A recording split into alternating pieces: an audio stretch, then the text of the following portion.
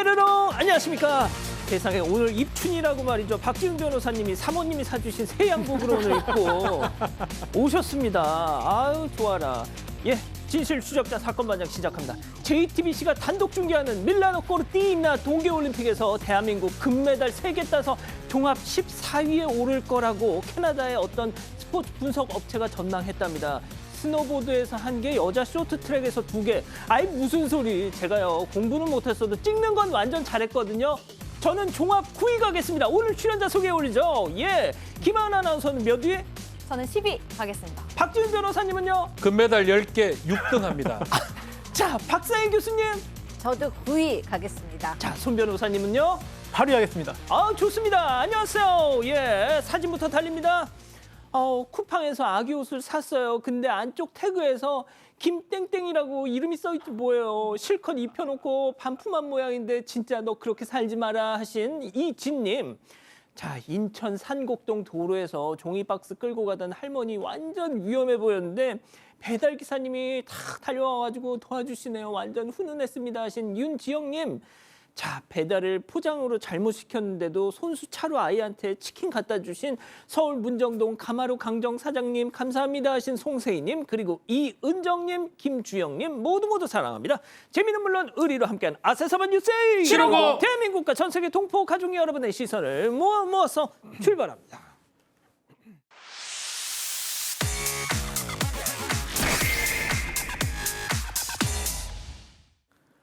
첫 번째 가볼까요? 논란 후 세금 추가 납부입니다. 자, 탈세 의혹으로 논란을 빚고 있는 배우 김선호 씨. 어제까지는 탈세 목적 아니었다 이런 해명이었는데 결국 오늘 잘못을 인정했습니다. 넷플릭스 드라마 이사랑 통역되나요로 겨우겨우 이 제2의 전성기가 찾아왔는데 이 기회를 또 날릴 수 없다 뭐 이런 걸까요? 아무래도 논란이 좀 수그러들 기미가 보이지 않았는데요. 오늘 소속사 판타지오를 통해서 김선호 씨가 반성하고 있고 또 세금을 추가로 냈다는 사실이 전해졌습니다. 이 판타지오는 김선호 씨가 탈세 목적으로 1인 법인을 운영했다는 의혹에 대해서 입장을 밝히면서 먼저 과거 김 씨가 이전 소속사로부터 1인 법인으로 정산금을 받았던 사실을 인정했고요. 판타지오는 김선호 씨와 개인 명의로 계약을 맺어서 정산금을 직접 지급하고 있다는 점을 강조했습니다. 이어서 김선호 씨가 법인 운영에 대해서 충분한 이해가 없는 상태로 해당 법인을 설립해 유지한 점에 대해서 깊이 반성하고 있다는 입장을 대신 전했고요. 이에 덧붙여서 이를 바로잡기 위해서 과거 법인카드 사용 내역과 가족급여, 법인 차량을 모두 반납했고 과거 정산금에 대한 개인 소득세도 추가로 납부했다고 밝혔습니다. 자, 이렇게 김 씨 측의 입장이 좀 갑자기 바뀌다 보니까 광고계 손절 때문이 아니냐는 의견도 나왔는데요. 실제로 김선호와 협업을 한 의류 브랜드는 SNS에 올렸던 김 씨의 사진과 영상을 삭제하고 광고를 비공개 처리하기도 했습니다. 다만 오는 13일에 개막 예정인 연극 공연은 예정대로 진행이 될 걸로 보입니다. 예, 좋습니다. 예, 다음 이어가죠. 녹음되는지 몰랐어요. 자, 보험 상담을 받던 중에 의도치 않게 전화가 뚝 끊겨버렸는데요. 자, 다시 전화를 걸려던 순간 휴대전화에 남은 의문의 음성 메시지, 충격적인 제보 목소리 들어보시죠. 고객님의 전화기가 꺼져 있어. 저한 전화를 안 한다고 했는데 진짜 좀 물어봤기 사람들한테 이건 안 하지. 아 웃긴다. 바로 끊기더만 전화도 안 받아. 판단력을 이런 들은 걸어가지고 말아야 돼. 어머나 이게 뭐야. 통화할 때는 고객님 하다가 끊기니까 저렇게 육두 문자를. 네, 그렇습니다. 1월 22일이었는데요. 제보자가 보험 설계사로부터 보험 가입 권유 전화를 받은 거예요. 근데 일하던 중이어가지고 다음 날 다시 하자라고 해서 그때 이제 통화가 연결됐습니다. 그런데 이 통화를 시작한 지 1분 만에 전화가 끊어진 거예요. 그 이유가 일부러 끊은 게 아니라 제보자 휴대전화기 업데이트, 그러니까 자동 업그레이드가 진행되면서 아하. 전원이 꺼진 거죠. 아이고. 예, 그리고 다시 이제 다 마무리된 다음에 전화가 끊겼으니까 전화를 해야지라고 하던 차에 조금 전에 들었던 그 음성이 음성 사서함에 새로운 메시지로 들어와 있던 겁니다. 허걱. 예, 들으신 것처럼 그 보험 설계사가 이 전화를 일부러 끊었다고 생각한 것 같아요. 그러면서 욕설도 하고 폭언도 굉장히 충격적인 내용들을 남겼는데 확인해 보니까 어떤 양분이냐. 이 휴대전화 시스템 업데이트 이거 진행되면서 예. 실시간 음성 메시지 기능이 갑자기 활성화가 돼가지고 자동적으로 그 이야기가 다 녹음이 됐던 거죠.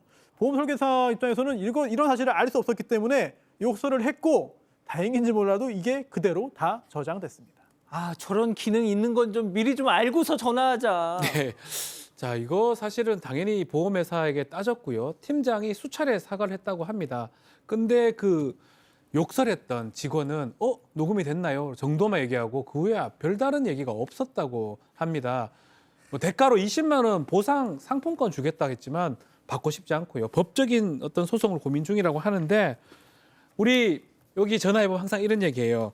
상담원을 가족처럼 생각하시면 폭언 금지합니다라고 하는데 산업안전보건법. 예, 본인들이 욕설할 줄이야. 너무 황당하다 이렇게 얘기를 하고 있습니다. 그러니까요. 예, 좋습니다. 다음 이어가죠. 가져가고 살펴보고입니다. 자, 의중을 알 수 없는 황당한 상황들. 첫 번째, 가져가고 제보 영상 만나보시죠. 자, 캄캄한 밤 가게 앞에 택배를 저렇게 툭 배송 완료. 택배 기사는 떠나는데요. 자, 그로부터 몇 시간 뒤에 뚜벅뚜벅 걸어온 남성. 놓여있던 택배를 한 손으로 툭 집어들고 이거 딱 내 스타일이네 하고 갑니다. 자, 잠시 뒤에 트럭을 타고 아까 그 남성 쭉 떠납니다. 제발 택배 5배송이라서 다시 가져간 거라고 좀 해주세요, 교수님. 네, 그런데 그게 아닙니다. 제보자는 충남 천안에서 세탁소를 운영 중인데요. 지난달 28일 밤 11시 반쯤에 택배가 가게 앞으로 딱 도착을 했어요. 그런데 밤이 지나서 아침 7시가 조금 넘은 시간에 저렇게 한 남자가 와서 택배를 마치 당연히 자기 건 척하고 저렇게 가져가는 겁니다. 그 주문한 내용은 형광등이었어요. 그래서 뭐 비용이 비싸지는 않으니까 경찰에 신고까지는 하지 않고 환불을 받았습니다. 하지만 정말 너무 태연한 모습에 충격을 받아서 이렇게 제보를 하신다고 하셨습니다. 자, 두 번째로 살펴보고 제보 영상 만나보시죠.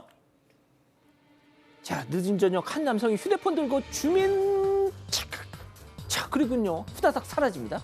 자, 이번엔 더 야심한 시각이 또 왔어요. 또다시 남의 집 현관문 앞을 기웃기웃하더니 찰칵 하고서는 휙 또 빠르게 쌩. 자, 다음 날에도 찾아온 그 남성 이번엔 플래시까지 켜고 찰칵. 빛보다 빠르게 퇴장.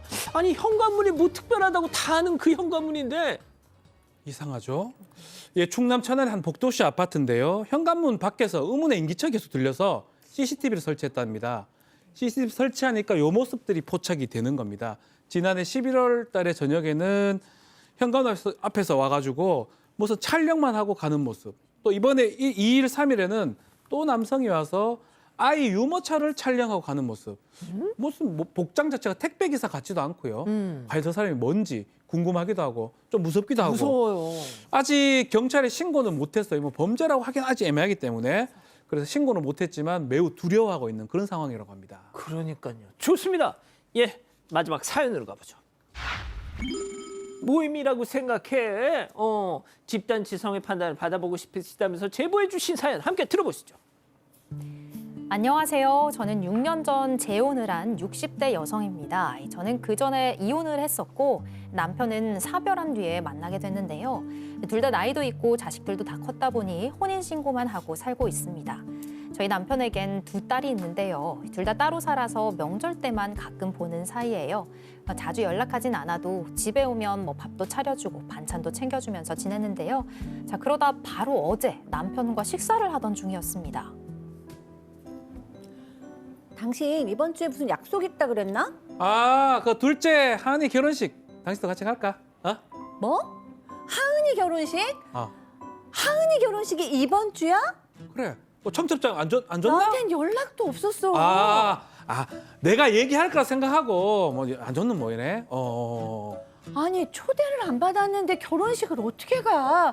아니 그럼 혼주석은 누가 앉아? 나하고 첫째 다혜가 앉기로 했어. 그냥 편안하게 가족 모임 간다고 생각하고 따로 오면 되잖아. 뭐 혼주석이야 그렇다 쳐도 당장 이번 주인데 저는 아직도 뭐 청첩장은 물론 전화나 메시지 한 통 받지 못했거든요. 결혼식을 하는 본인이 불편해할 수도 있고 어쩌면 싫어할 수도 있겠다는 생각이 들어서 그냥 안 가는 게 나은가 싶은데요. 남편은 신경 쓰지 말고 그냥 모임 참석하듯이 오라고 하니까 어떻게 해야 할지 고민입니다. 어떻게 해야 할까요? 자, 기다리고 기다리셨던 부처 핸즈업 타임 6천여 분의 우리 가족 여러분들 채팅창에 OX로 함께 참여해 보시죠. 오늘도 자아 대결입니다. 먼저 결혼식 간다는 자아입니다. 어이구 참말로 쓰잘데기 없는 걱정하고 앉았네. 아니 새엄마도 엄마인데 뭔 첩장을 준디야. 아니 따로 말 안 해도 지금 아빠랑 같이 오겠거니 생각했겠지. 그리고 이 바보 멍충아 자신감 좀 가져 동그라미. 좋습니다. 다음은 안 간다는 자예요. 아이고 참말로 눈치 좀 챙겨. 하은이 그것이 보통 불려시여. 연락도 않고 혼주석에 지언니 앉히는 거 봐. 새엄마 너 저리 꺼져 아뇨. 괜히 가서 또 그냥 서럽네 하면서 눈물 콧물 쏟지 말고 집에서 사건 반장 봐 X. 자, 손 변호사님부터 가겠습니다. 네. 사실 안 가고 싶어요. 그리고 만약에 제가 이 입장이면 저는 안 갔을 것 같습니다. 그런데 중요한 거는 사실 이 남편의 전처동생 딸들이 아니라 남편이거든요. 남편과의 관계를 생각한다면 가자고 하는 거를 안 갈 수가 없습니다. 그래서 좀 마음도 상하고 좀 섭섭하고 좀 원치 않는 자리에 가서 좀 뭔가 좀 마음도 불편하겠지만 그래도 남편이 원한다면은 가는 게 좀 낫지 않을까라는 생각이 듭니다. 그러니까 딸이 아닌 남편과의 관계를 생각하라. 자, 박 변호사님. 예, 비슷한 생각인데요. 60대입니다. 만약에 한 40대, 그때 결혼식 가는 건 아니겠지만 그때부터 결혼을 해서 이 자녀들을 키웠으면 조금 달라질 수 있죠. 6년 정도거든요. 아마 성인이 된 이후라고 보면 60대, 6년. 그렇다면 사실은 혼주, 요즘 이런 상황이 좀 많기 때문에 혼주로 해도 좋지만 그렇게 안 한다 하더라도 그게 큰 흠일까 좀 의문이고요. 남편을 봐서라도 그 자리는 참석해야 된다. 필요하다면 혼주석을 하나 더 한다든지 아니면 그 바로 뒤에 앉는다든지 그런 방법도 있지 않을까 생각을 해봅니다. 방금 박 변호사님 말씀하실 때 비웃었어요. 우리 박상희 교수님이 막 비웃듯이 말이죠. 뭐가 그렇게 가슴을 잘못된 웃었어요? 생각인가요? 이게 제 잘못된 생각인가요? 죄송합니다. 방송인 걸 잠깐 까먹고 진짜 너무 너무 그냥 그렇게 어처구니 없는 말이었나요? 그러니까 너무 네. 그냥 웃음이 터져버렸어요. 그 웃음의 이유를 좀 설명해 주세요. 아니 혼주석에 엄마 자리에 좌석을 둘을 놓고 그것도 진짜 엄마든 돌아가신 상황에서 그럴 필요는 없고요. 저는 두 분 의견에 동의하지를 않는 게 저는 이 남편도 원하지 않는다고 생각해요. 진짜? 네, 남편도 원했으면 미리 얘기했을 텐데 지금 부인이 먼저 얘기했거든요. 밥 먹다가 어디 간다 그랬나? 어쩔 수 없이 부인이 상처받을까 봐 같이 가자 그런 거지. 사실 이 아버지의 마음으로 딸이 이걸 원하지 않는다고 판단했을 것 같아요. 그러니까 딸은 이렇게 늦게 아빠가 결혼할 때 아빠 인생을 위해서는 아빠가 결혼하시지만 나는 이 나이에 우리 엄마가 돌아가셨는데 굳이 새엄마를 엄마라고 생각하고 싶지는 않다라는 생각을 했을 것 같고요. 또 하나는 이제 그런 상황에서 지인들이나 시댁에 우리 아버지 재혼하셔서 사세요 이런 얘기도 하고 싶지 않을 수도 있어요. 그러니까 초대 안 한 거거든요. 그런데 굳이 그거를 가셔서 상처를 받으실 일이 있을까 싶습니다. 김하나 아나운서는 어떻게 생각해요? 전 상희 수장님 말씀을 듣고 나니까 더 X가 맞다는 생각이 드는데 사실 이렇게 딸에 대해서 괘씸한 마음이 있거나 이런 건 아니지만 딸이 좀 충분히 불편할 수는 있겠다. 불편해서 초대를 안 한 걸 수도 있겠다라는 생각을 했어요. 왜냐하면 진짜 초대를 하고 싶었고 그만큼 이 새어머니를 배려하고 싶은 마음이 있었다면 먼저 청첩장도 드리고 소식도 알리고 먼저 요청을 했을 것 같아요. 자, 우리 가족 여러분들도 아주 열띤 공방을 벌이시네요. 저희 가족분들 바이23님 뭐하러 가? 뽀로로걸님 가지 마요. WJ0044님 가지 마라 라고 말씀 주셨고요.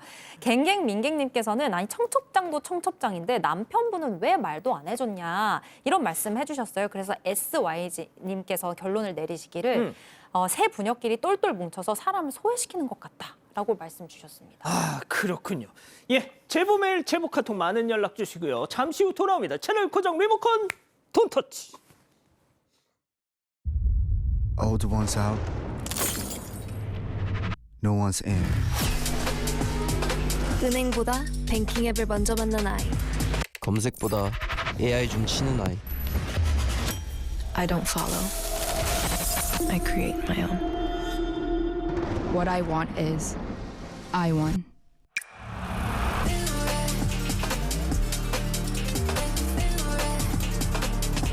All new I1 Bank. 최신 연구를 통해 개발된 센소다인 리페어 앤 프로텍트는 민감성 치아 깊숙이 침투해 틈새를 효과적으로 채우고 보호해주죠. 센소다인 리페어 앤 프로텍트만의 차이를 경험해보세요. 센소다인. 나 푹신한 매트리스로 바꾸고 싶어. 난 탄탄한 게 좋은데. 우리 갈라설까? 한쪽은 탄탄하게, 다른 한쪽은 푹신하게. 비렉스 스마트 매트리스.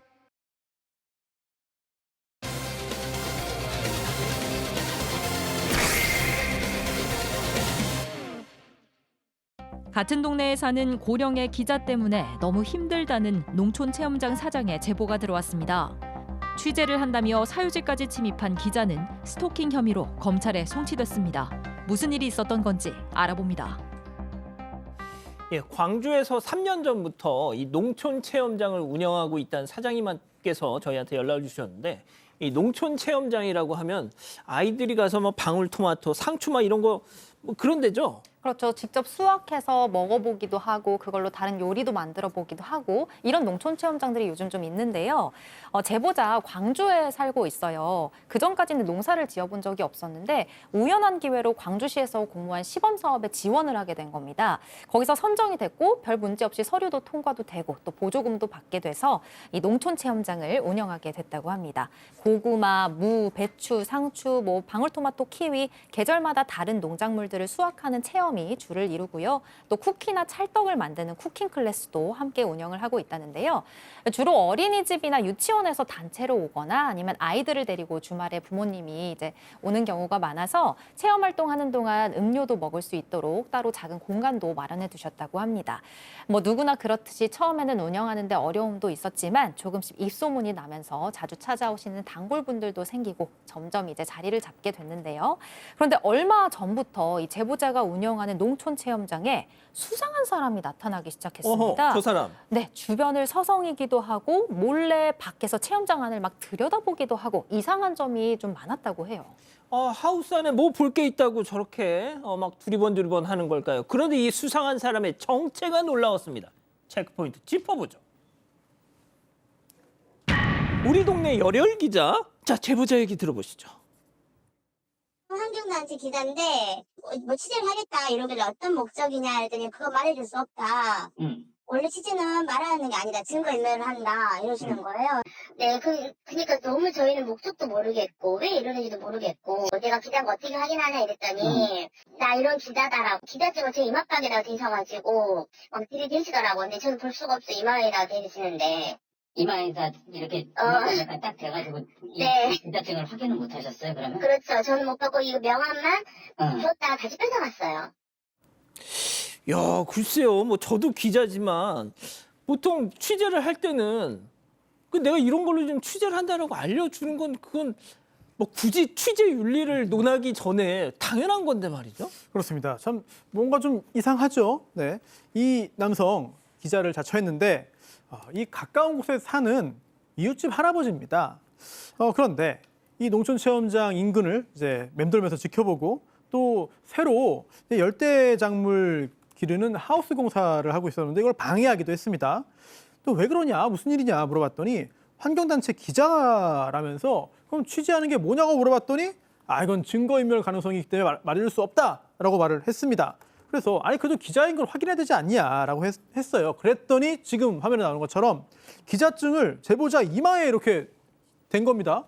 볼 수가 없잖아요. 볼 수 없죠. 네, 확인이 안 되잖아요. 그리고 또 명함도 주지 않고 보여주기만 했어요. 명함도 다시 뺏어갔습니다. 자, 정말 기자인지 궁금하지 않습니까? 그래서 제작진이 확인했습니다. 그랬더니 이 남성 환경 관련 신문사 소속 기자인 거는 맞았습니다. 좀 낡은 명함이 지금 보이죠? 그러면 도대체 뭘 취재하고 있는 거냐? 그린벨트, 개발제한구역 안에서 운영하고 있는 이 농촌 체험장이 불법을 하고 있다. 이거를 취재하고 있었다는 건데요. 농작물 수확 관련된 것만 해야 되는데 모래놀이 시설도 만들고 또 미끄럼틀도 만들고 화장실도 설치하고 이거 위법이다. 이거를 지적을 한 거예요. 민원도 여러 번 넣었고요. 그런데 구청이 판단하기에는 실제로 위법 사항이 있다고 봤습니다. 그래서 시정명령도 내렸고요. 이거를 유예기간 안에 이행하지 않으면 이행강제금 이거 부과할 것이다 라는 이야기까지 했습니다.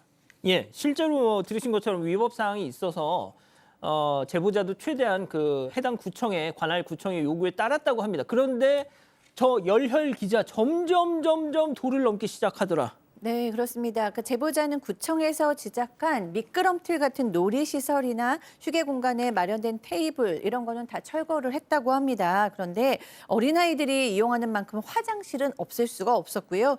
그다음에 주방에 있는 냉장고나 식기세척기도 이동은 어려워서 강제 이행금을 내더라도 그냥 남겼다고 합니다. 그런데 이런 일이 진행되는 동안 이 이육 기자는 정말 돈 없는 행동을 계속했어요. 그러니까 예를 들면 농촌체 현장에 온 아이들 사진을 막 찍는가 하면 그다음에 선생님들한테 가서 여기 불법인 건 알고 오신 거예요? 뭐 이렇게 물어봤습니다. 그리고 이제 도저히 안 되겠다 싶어서 제보자가 경찰에 신고하니까 난 취재 끝났으니까 가봐야겠다 라면서 도망가기도 했다고 합니다. 자, 왜 이럴까요? 왜 이렇게까지 취재를 앞세워서 이렇게 행동을 하는 건지 자, 제보자 얘기 이어서 좀 들어보시죠.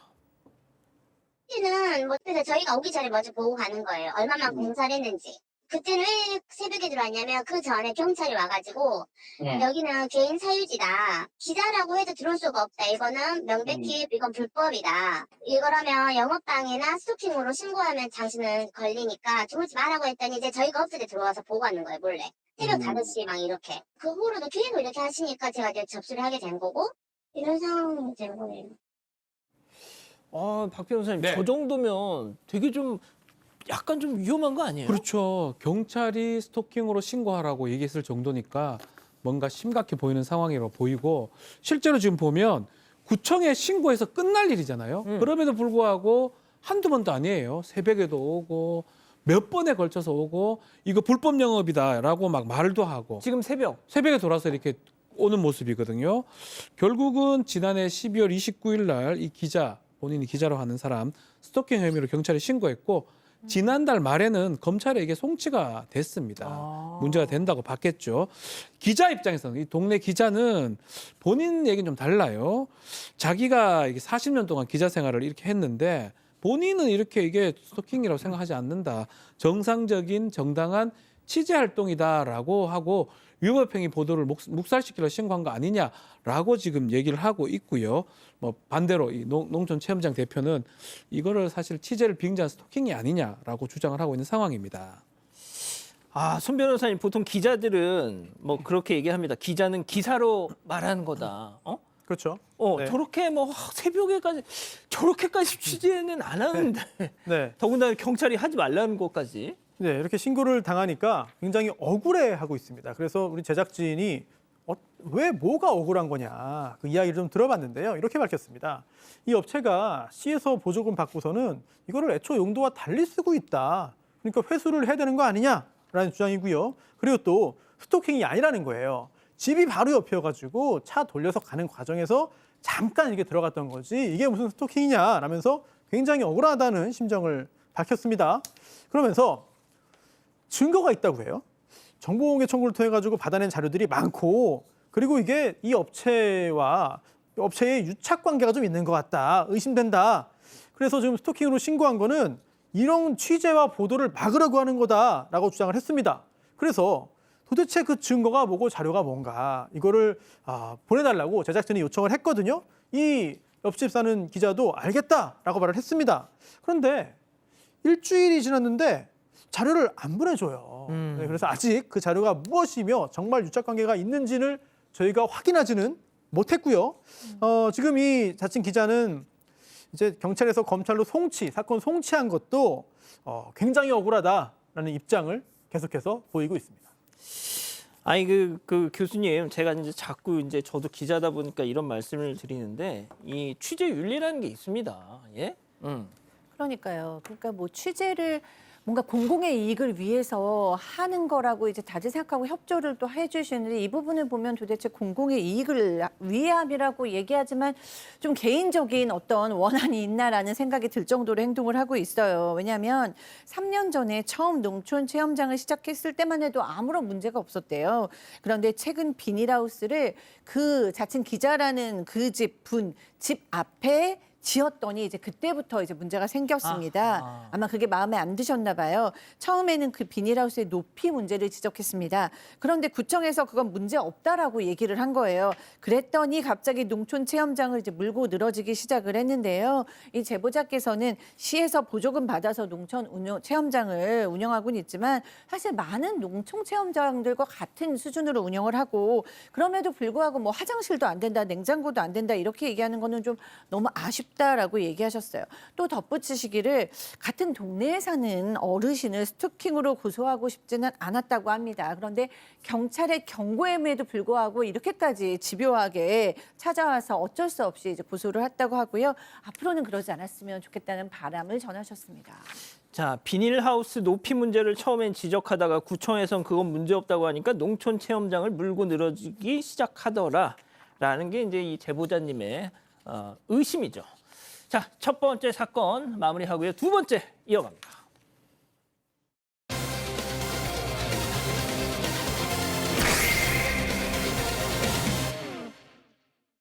한 남성이 식당 앞에 내놓은 음식물 쓰레기통을 발로 차고 이후 사장을 조롱하기까지 했다는 제보가 들어왔습니다.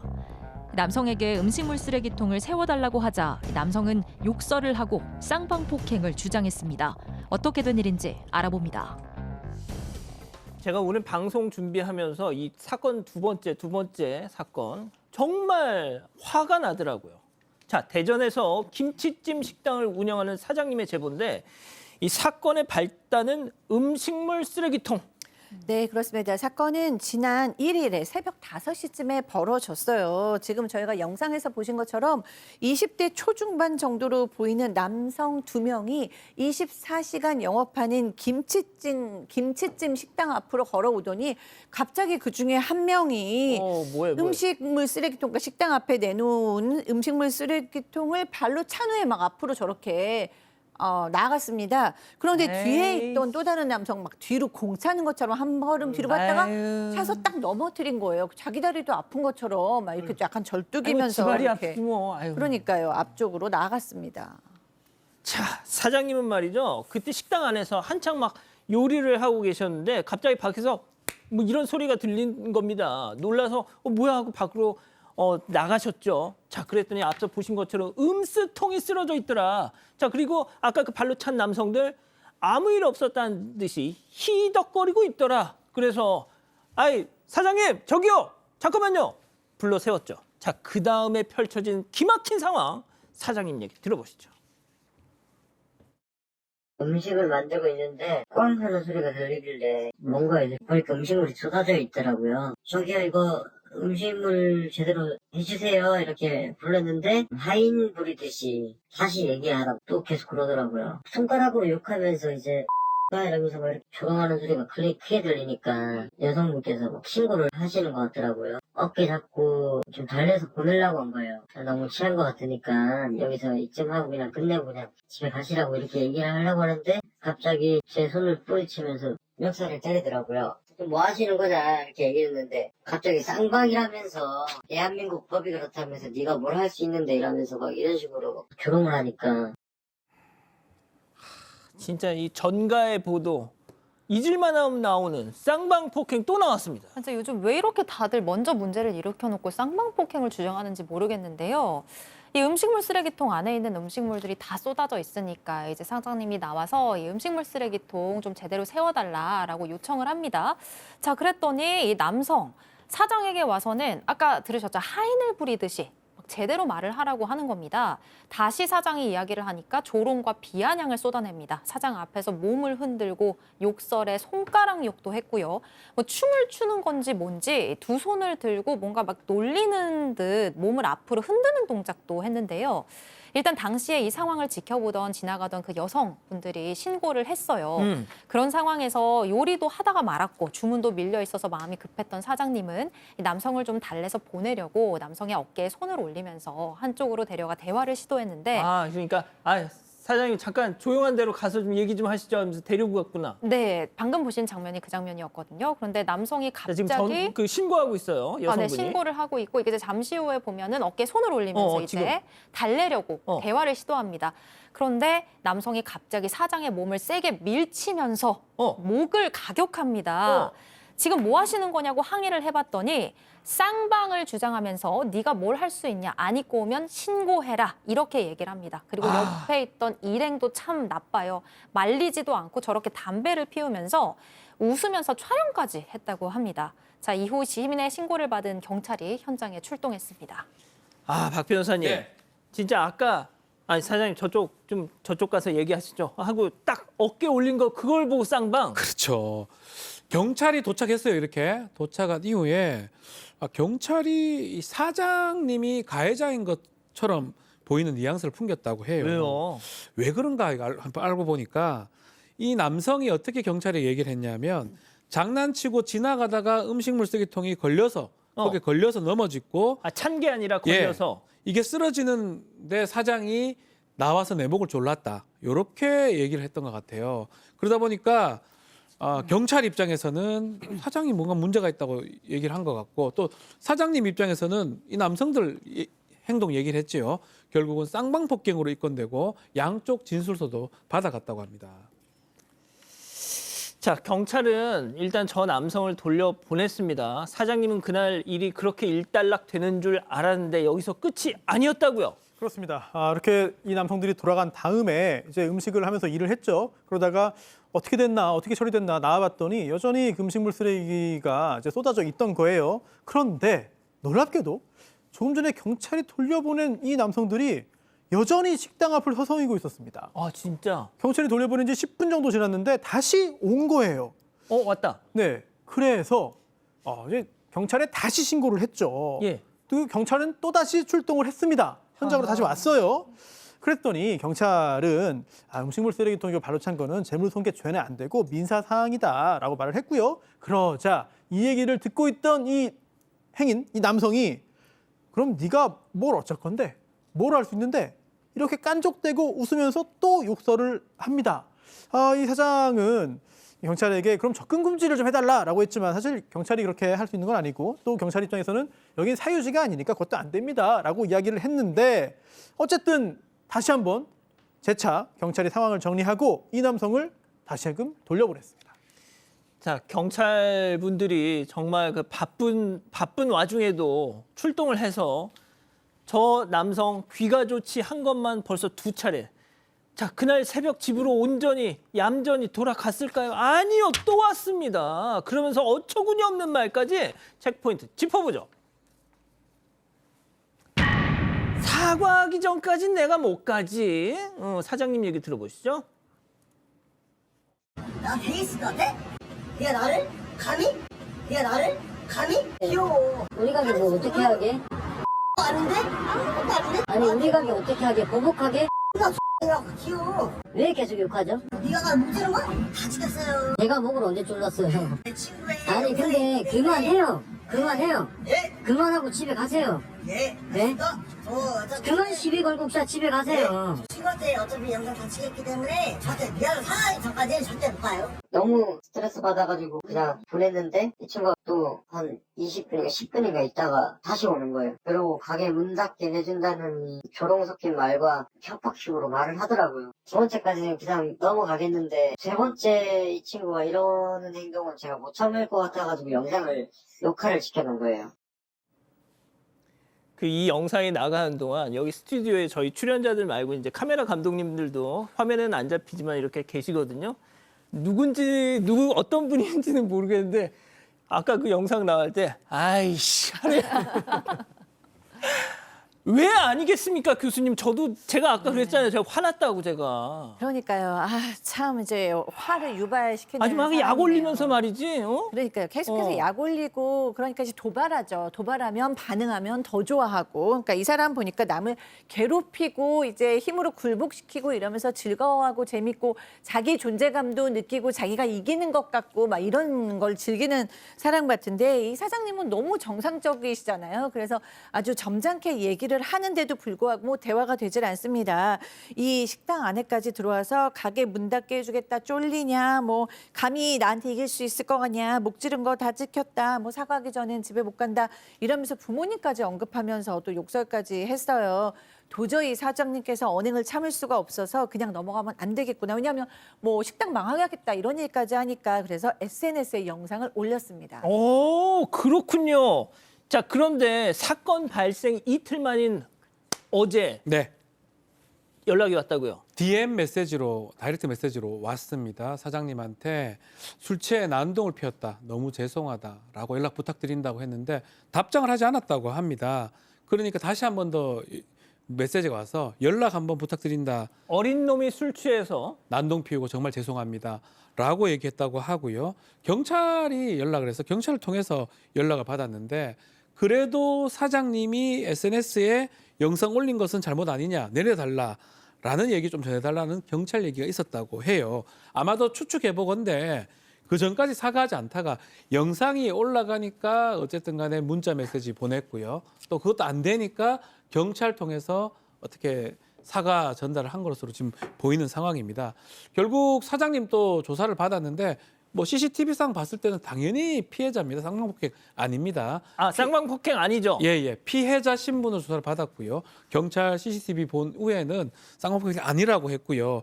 이 좀 있으면 남성도 조사를 할 건데 다른 범죄도만 될 가능성도 있지 않을까 이렇게 보입니다. 손 변호사님, 네. 이 법적인 거 말고요. 짧게 한번 꾸짖어 주세요.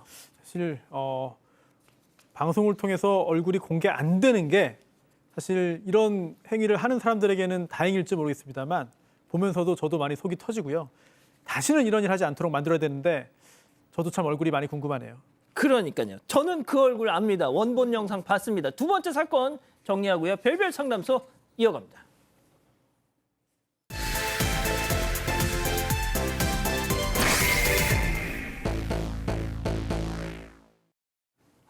자, 실제 사연을 당사자 특정을 이유로 일부 각색했다는 점 먼저 말씀드릴게요. 자, 오늘은요.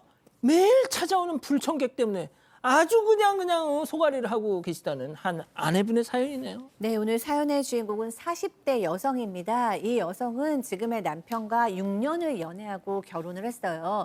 결혼 전부터 친구들하고 어울려서 참 재밌게 지냈습니다. 그런데 남편의 30년 지기와는 참 어려웠어요. 왜냐하면 결혼 전에도 그 30년 지기의 커플과 지금 이 제보자의 커플과 함께 부산으로 1박 2일 여행을 떠났어요.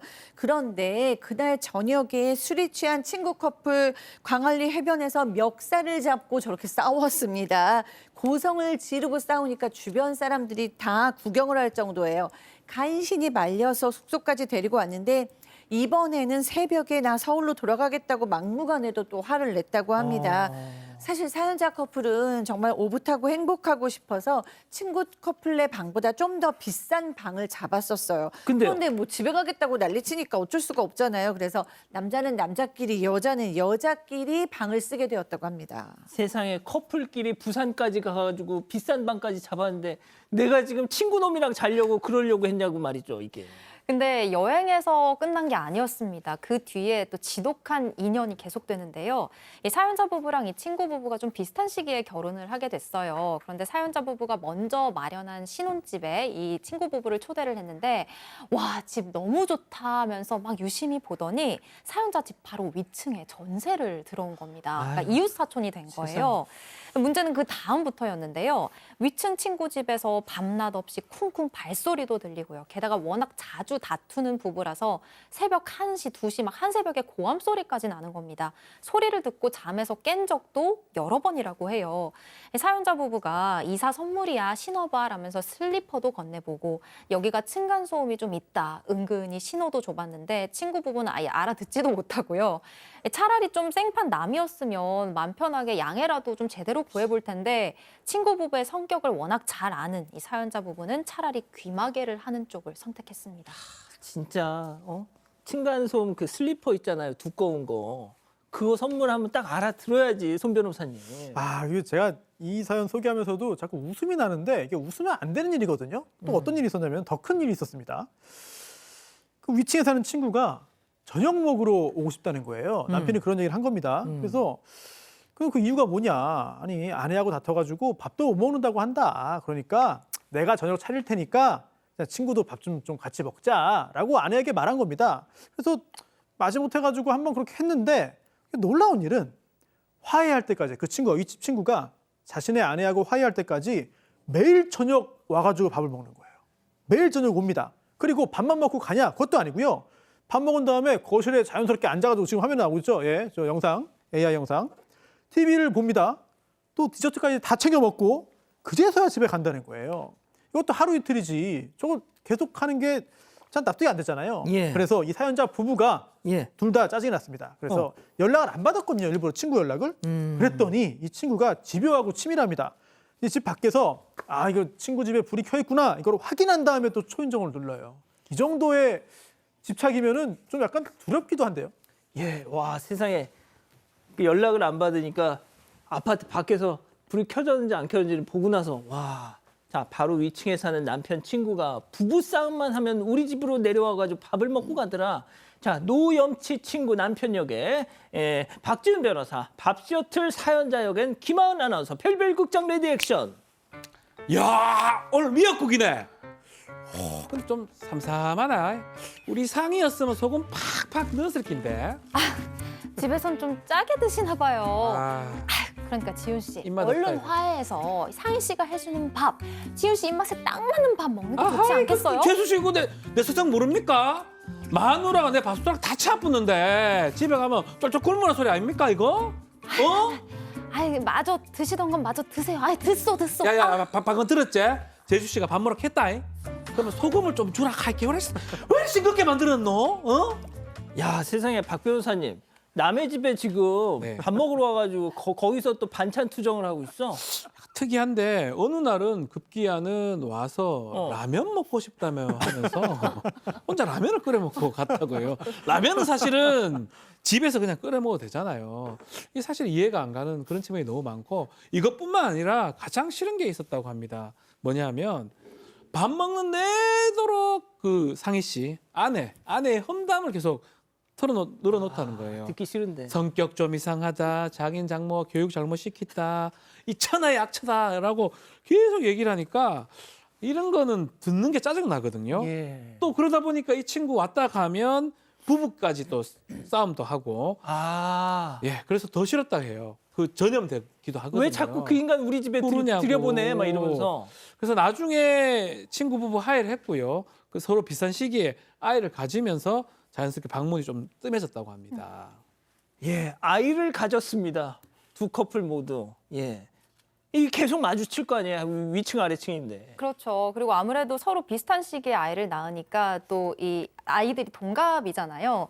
좀 필요한 것도 있고 또 시간이 지날수록 공동 육아가 필요할 때도 있고 자연스럽게 이 남편 친구의 아내와 다시 가까워졌습니다.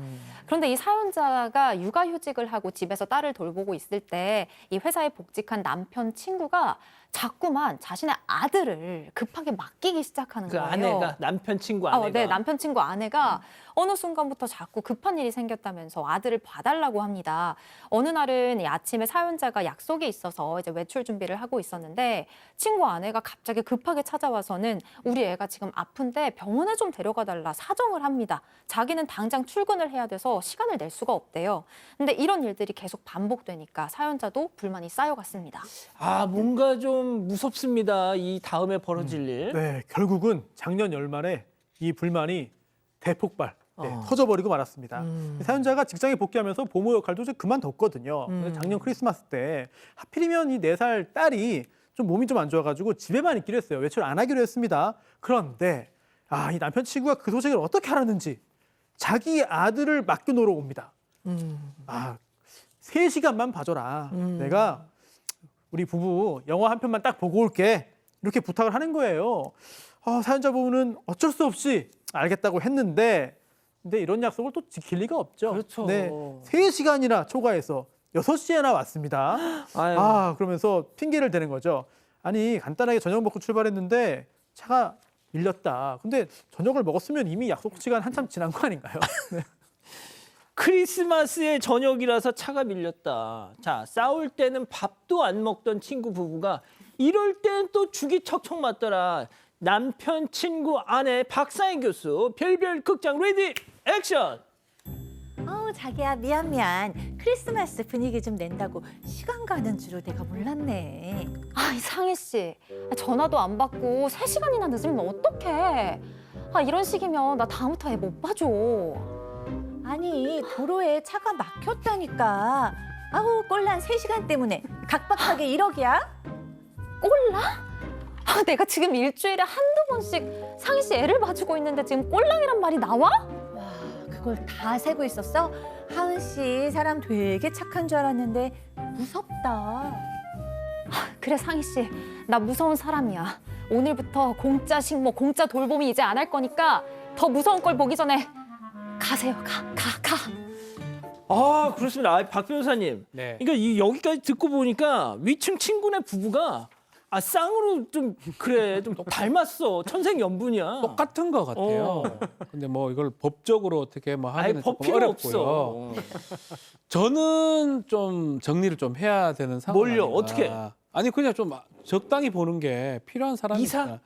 이사까지는 아니라 하더라도 굳이 연락해서 대화를 나눌 수 있는 두 사람 다 똑같거든요. 그러니까 싸우든지 말든지 신경 쓰지 말고 저는 조금 그 친분 관계 유지를 이제 하지 않았으면 좋겠습니다. 자, 손 변호사님은 어떤 처방을 짤게요?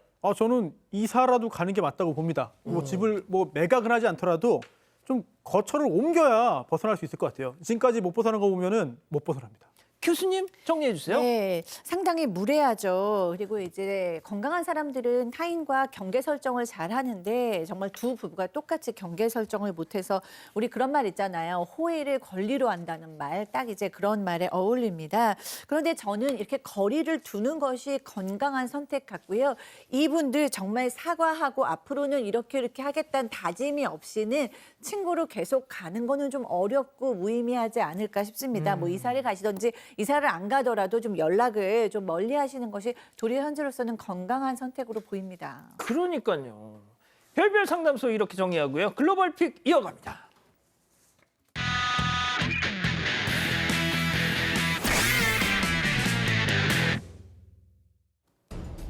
영업이 끝난 금은방 내부 모습인데요. 셔터 바깥에서 검은 형체가 움직이더니 한 남성이 바닥으로 기어 들어옵니다. 곧바로 직원을 향해 총을 겨누고 놀란 직원 한 명은 뒷문으로 급히 도망을 가는데요. 진짜 총이야 저거? 총을 든 강도는 남아있던 직원에게 미리 준비한 가방을 꺼내면서 위협을 합니다. 전부 다 가져와! 얼른 가방에 넣어! 잔뜩 겁에 질린 직원. 강도가 시키는 대로 목걸이들을 가방에 담는데요. 눈에 보이는 건 모조리 쓸어 담은 강도. 손도 크다 그냥. 태연하게 다시 셔터 아래로 기어서 나갑니다. 순식간에 금은방을 턴 강도 그대로 후다닥 현장에서 사라졌는데요. 경찰은 강도가 미리 사전 답사까지 마친 뒤 범행을 저지른 걸로 보고 용의자를 특정해 추적 중이라고 합니다. 손 변호사님 잡을 수 있겠죠? 네, 저도 충분히 잡을 수 있지 않을까 싶은데 잡기를 기대하겠습니다. 다음 이어갑니다. 자동차 한 대가 인도 위로 올라옵니다. 그래서 속도를 높이더니 기둥에 꽝 부딪히고 마는데요. 잠시 후 천천히 후진하는가 싶었는데 또다시 내려. 꽝! 세게 출발을 합니다. 앞이 막힌 상태에서도 부릉부릉 엑셀까지 밟습니다. 차에서 내린 남성이 누군가를 향해서 화를 내기 시작합니다. 왜요? 알고 보니까 이 차량 견인될 예정이었다고 하는데요. 인도로 도망치려다가 사고를 낸 것으로 보이는데 차라리 견인비를 내는 게 더 나을 뻔했네요. 아이고 한심한 인간. 다음 이어갑니다. 느릿느릿 걸어가는 거북이 등 위에 아기 염소들이 옹기종기 올라가 있습니다. 아유. 미끌미끌 미끄러지다가도 금세 균형을 잡아보는 아기 염소인데요. 내려와. 아유. 다 비켜! 내 자리야! 검은색 아기 염소가 친구들을 밀어내고 정상을 차지했습니다. 나도! 하지만 친구들의 등살에 결국 떨어지고 마는데요. 자기가 얘기하고 자기가 웃어요. 지금? 아기 염소들은 서로 올라가고 지금 시추족발 추 찍는 거야 지금? 자, 박 변호사님. 아웅다웅 난리인데요. 거북이 신경도 쓰지 않은 채 느릿느릿 제 갈 길을 걸어갑니다. 매 해야죠. 아기 염소 이렇게 그러니까 해요. 우리 김하은 아나운서가 한 번 터지면 주체를 못합니다. 예, 잡아주세요. 지금도 터졌어요. 예. 사랑하는 사건반장 가족 여러분, JTBC가 단독 중계하는 2026 밀라노 코르티나 동계올림픽 카운트다운입니다. 특집 방송 관계로 내일과 모레 사반은 휴방하고요. 하지만 다음 주 월요일 새 스튜디오에서 대망의 올림픽 특집 사건반장으로 돌아옵니다. 아니 쇼!